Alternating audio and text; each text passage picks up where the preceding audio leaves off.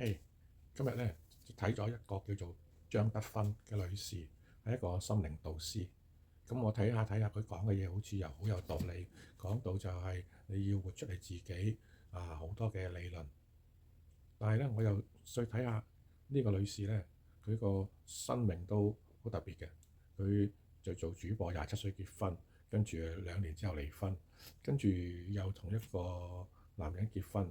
嗰個男人仲奇怪，係一個大陸嘅上校飛機師，就揸住架飛機戰鬥機就逃離中國去咗台灣。其實就冇去台灣嘅，佢飛咗去韓國，仲撞死個農民。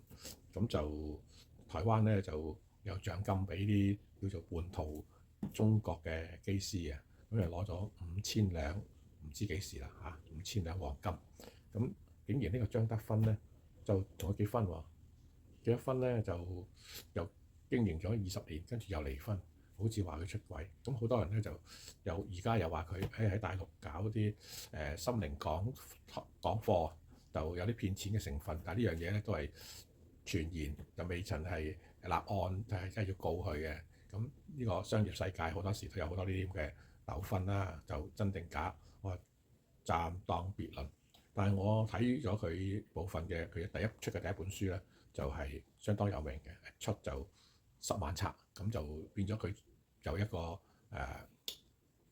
原本普通嘅一個 sales 咧，佢做 sales，跟住佢轉咗去做心靈導師，咁就喺中國相當成功。咁我又睇啦，其實佢個咁嘅婚姻生活好似係失敗啦。咁但係婚姻失敗咧，就係佢自己。但係佢嘅言論又另外一啲嘢嚟嘅，每個人都係唔可以話佢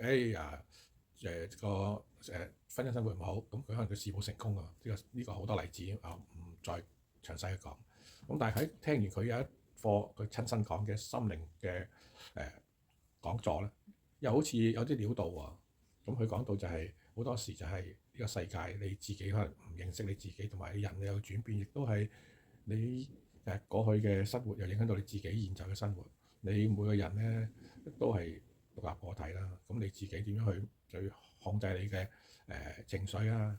你就係知道你自己內心嘅要求啊，呢個都好重要。咁我就覺得係有道理嘅。但係你要呢啲咁嘅養分係你自己點去吸取咧？